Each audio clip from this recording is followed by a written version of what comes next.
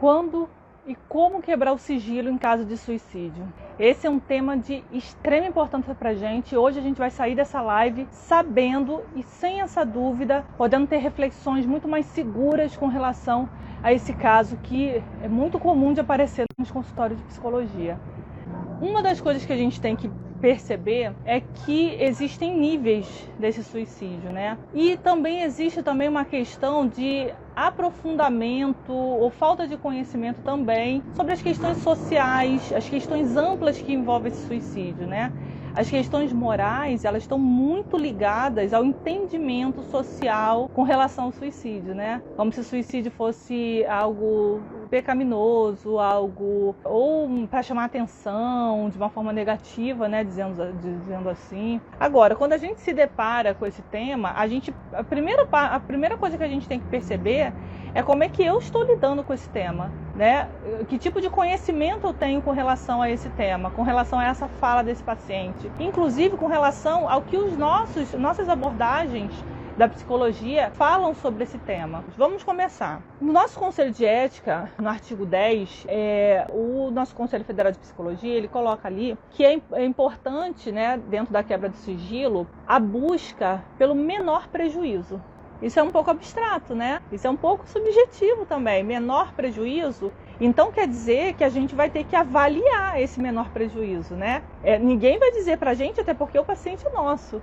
Ele está ali com a gente, se abrindo com a gente, e a gente tem uma salvaguarda desse sigilo que está no artigo 9, inclusive. É obrigação da gente guardar esse sigilo.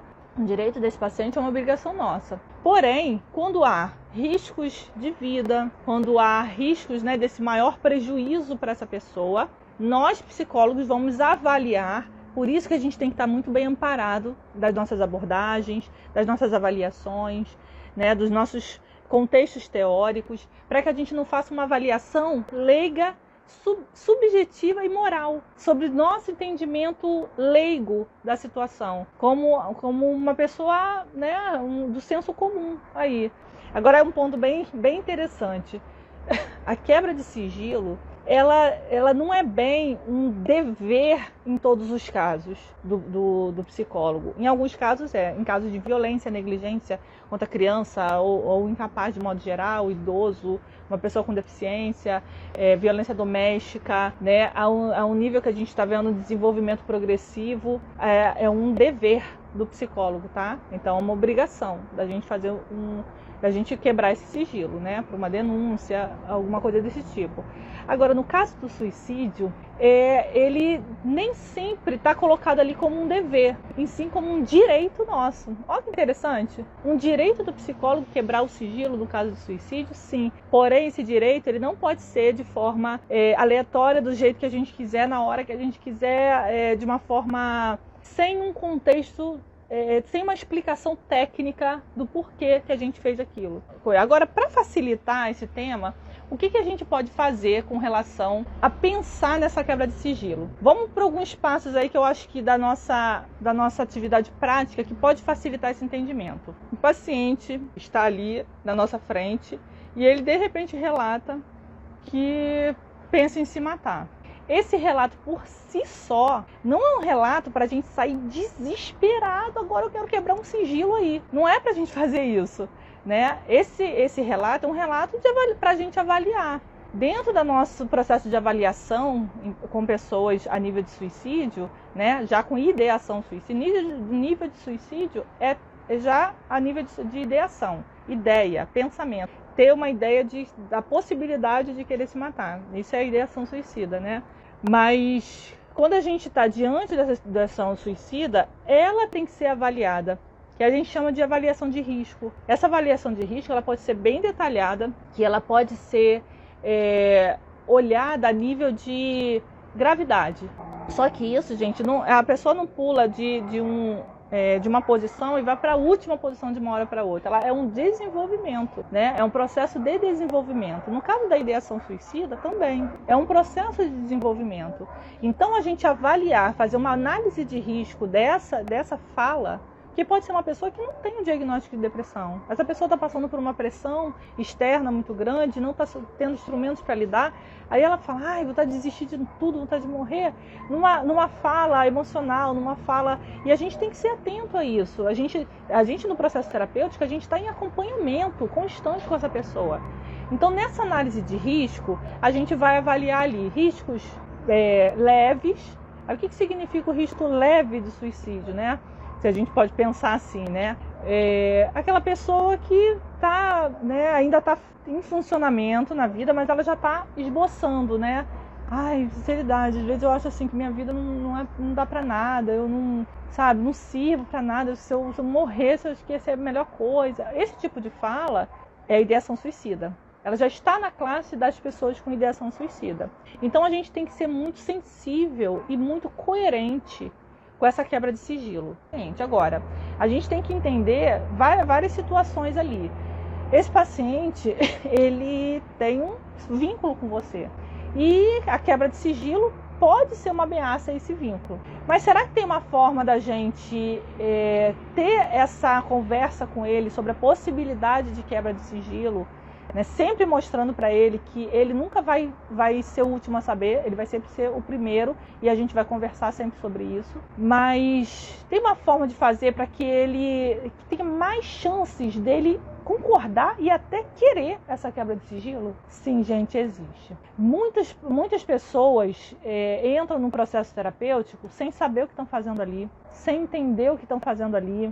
O psicólogo começa a trabalhar e às vezes também não tem muita intimidade com a sua abordagem, mistura as abordagens de uma forma inconsequente e vai tentando de todo o coração ajudar aquela pessoa, mas de forma pouco profissional. E esse paciente não está vendo resultados e o vínculo não está muito bem formado, e a pessoa simplesmente chega e conversa com ele sobre a quebra do sigilo. A pessoa vai falar, nossa, essa mulher é louca, essa mulher, eu falei um monte de coisa para ela aqui, essa mulher quer agora quebrar o sigilo, quer contar para os meus pais o que eu estou falando, quer contar para o meu familiar. Agora, se a gente inicia um processo terapêutico muito bem organizado, essa pessoa muito bem psicoeducada com relação ao que ela está fazendo ali, esse vínculo tendo uma prioridade no início do tratamento, essa formação de vínculo com esse paciente, porque o paciente, ele passa a te conhecer também, né?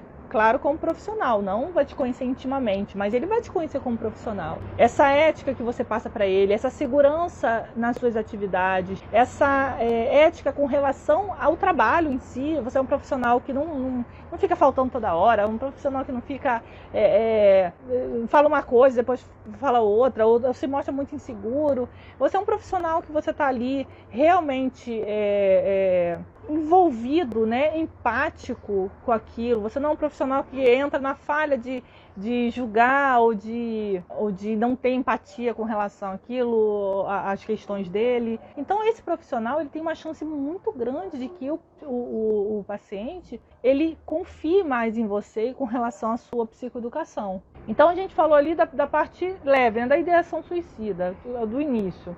Parte já um pouco mais moderada, né, média, né, dessa ideação suicida, é quando a pessoa já começa a ter um pouco mais de contato com esse pensamento, começa a ver isso como algo mais viável, está vivendo numa situação muito insustentável, que não tem colaboração. Então a gente tem que se preocupar com as orientações familiares. Então quando a gente empodera ele antes, até para a gente fazer uma psicoeducação com o paciente, com o familiar desse paciente, esse paciente concorda, porque ele entendeu que você realmente é um profissional, que entendeu o lado dele, está do lado dele. Então quando a gente mostra isso e esse nosso vínculo está muito bem estabelecido, o paciente fala assim, nossa, eu gostaria muito que você falasse. E eu posso dizer aqui, gente, 100% dos meus pacientes com ideação suicida querem que eu quebre o sigilo, querem que eu fale com os familiares.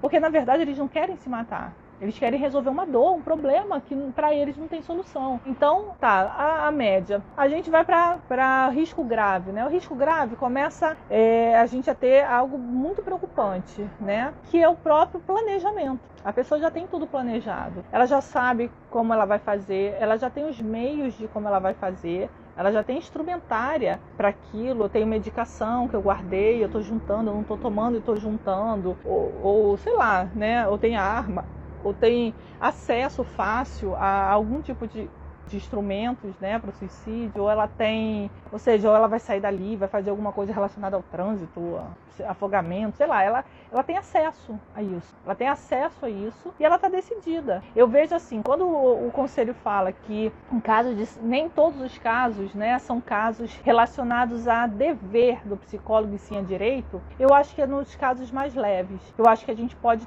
se sentir já no movimento de alertar, de conversar, de mostrar as possibilidades de uma quebra de sigilo. Por isso que ali, nessa resolução, fala sobre um direito do psicólogo. Então o psicólogo tem um direito, mas tem que ser muito bem fundamentado, né? Do porquê da gente romper esse sigilo, por que a gente vai usar esse direito aí, né? Que é tão singular. Então por que eu estou rompendo esse sigilo? Então isso é importante a gente avaliar, para a gente poder colocar lá. Então está em progressão, então a gente já começa a verbalizar a possibilidade de ter mais ajudas, né? Ter mais ajudas. Porque normalmente essa quebra de sigilo é necessária quando essa pessoa não se comunica com o outro. Quando ele se comunica, eu falo para minha mãe, eu falo para meu pai, eu falo para meu marido, para minha esposa, que eu não aguento mais. Uma hora eu vou fazer uma besteira com a minha vida. Eu já falei para ele. Se a gente for parar para pensar, conversar com uma pessoa que já falou, que fala todo dia, que alerta, a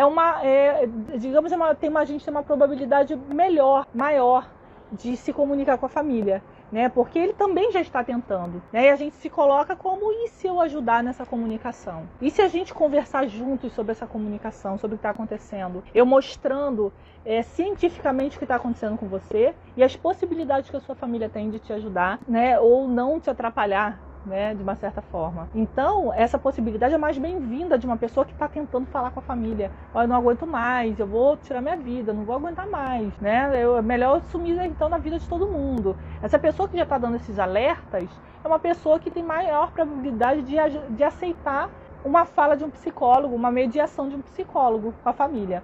Agora, aquele paciente que só pensa e acha uma coisa assim, né, muito, né, só minha, né? Só estou falando para você aqui.